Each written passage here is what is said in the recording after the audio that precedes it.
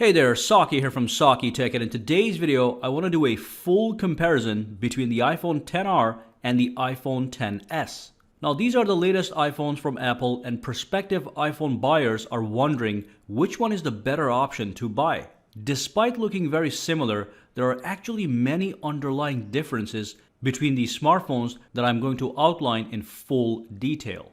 So let's do a deep dive and compare every aspect of these smartphones to give you a clear and concise answer and put your questions to rest. Let's dive in and get started with the build and design. Both the iPhone XR and the iPhone XS use the exact same glass in their construction for the front screen and the back panel. However, the metal band around the edges of the device on the iPhone XR is made out of aluminum, while the one on the XS is made out of stainless steel. Stainless steel is a tougher metal overall. Now, as you can see, the overall design of these phones is basically identical except for the larger form factor of the iPhone XR, and if you look carefully, it also has slightly thicker bezels around its frame. Both phones are water resistant. However, the XS has a higher IP68 grade water resistance, while the iPhone XR has an IP67 grade water resistance. For normal situations such as accidental water splashes or rain, both do an excellent job of protecting your phone. However, if you were to submerge into water, the XS has the capacity to go as deep as 2 meters for 30 minutes as opposed to 1 meters of the XS for 30 minutes. They also have the exact same wide stereo speakers that produce equally loud and rich sound from the dual speakers.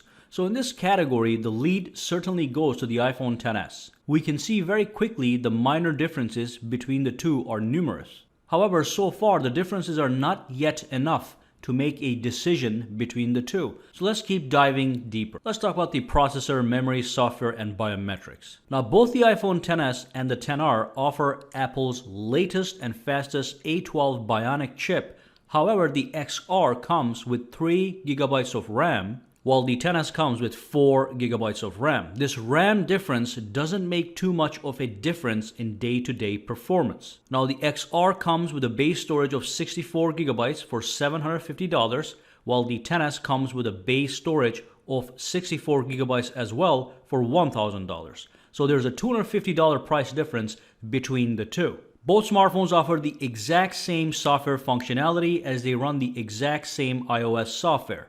The speed, fluidity, and snappiness of software is equal. Apps will run with equal speed and games will run with equal smoothness. I'm also going to throw in the Face ID system in this category and mention that they are also identical in security and speed and work flawlessly on both smartphones. So in this department, power and software and security, these phones are nearly identical except for that RAM.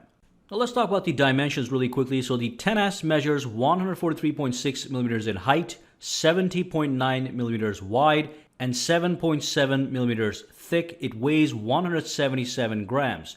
Now the iPhone XR measures 150.9 millimeters in height, 75.7 millimeters wide, and 8.3 millimeters thick. It weighs 194 grams. Obviously, the XR has a larger footprint due to its larger display. Now, both phones are easy to manage with one hand for many things, but do require your second hand for maximum usability. But let's actually move on and talk about the display, a very important category. So the display on the XS is a 5.8-inch OLED display with a resolution of 2436 by 1125 with 458 pixels per inches. The XR has a larger 6.1-inch display, but a lower 1792 by 828 resolution and 326 pixels per inches. When you put these phones side by side to watch movies or increase the maximum brightness, zoom in on photos, or read text on the news app or websites, you will see a clear difference in display quality in favor of the XS. The XS has a way better OLED display than the LCD display on the XR.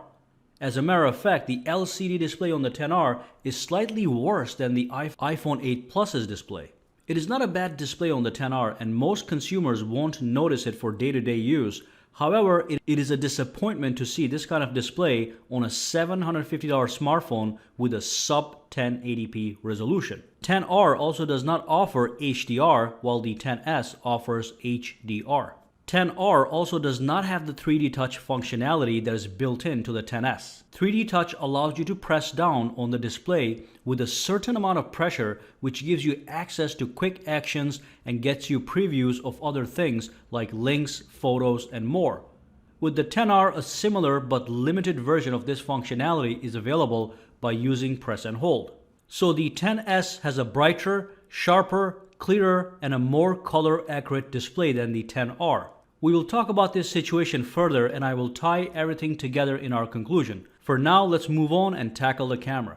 So the 10s has a dual camera system. The primary camera is a 12 megapixel f1.8 camera, while the secondary camera is a 12 megapixel telephoto camera with an aperture of f2.4. The 10R has a single camera, which is a 12 megapixel f1.8 camera. The primary cameras on both smartphones have the exact same sensor and lens. They are identical twins. Any photo taken with the primary camera on the 10R will be 100% equal in quality to the 10s. And of course, most video recording capabilities are also identical since most video is recorded via the primary camera. You will get the exact 4K at 30 or 60 frames per second, as well as 1080p at 30 or 60 frames per second, and slow motion video at 1080p at 120 or 240 frames per second. Voice recording for the video footage will be done in stereo as well. So the only extra thing you have on the iPhone XS is the secondary camera that allows for 2x optical zoom and the ability to take portrait shots with a few more options, because the 10R already has portrait option, but it's a little bit less advanced than the one on the 10s. You will be able to get 10 times total digital zoom on the 10s, but the 10R will only go as far as 5 times total digital zoom. And trust me, most consumers don't care about portrait photography or zooming in and zooming out on their cell phone. And of course, the front camera is also identical at 7 megapixels with f2.2 on both smartphones. And that's basically all you need to know. 10s only has a slight lead in this category due to its extra camera. Most photos and videos will be taken by primary camera and they are identical in every sense. So if the camera is the only reason you're trying to make a decision between the two smartphones, then you can just buy the 10R. Now let's move on and talk about the battery life. So the battery in the 10R is 2942 milliamp hours and the battery in the 10s is 2658 milliamp hours. Okay, so in the battery department, the 10R actually beats the 10s with a longer battery life. It will last 1 to 2 hours more than the 10s after a full charge based on usage. The reason for this is because the 10R has a lower resolution or a lower level display that requires less power than the 10s's more advanced and sharper, higher resolution display.